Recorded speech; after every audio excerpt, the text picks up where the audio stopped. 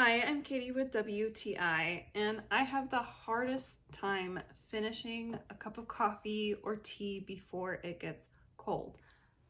At least I used to. That was before I got this HOWAY coffee warmer.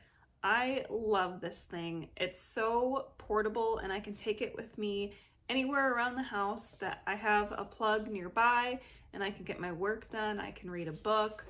Now, this mug is ceramic, but take a look at this handle. It is so adorable, and then it has a lid. I really appreciate it because we have 2 cats and a dog, so there's always animal fur floating around. So if I'm not drinking it, I know I can just put the lid right on top and keep any stray hair or fur from going into my coffee mug.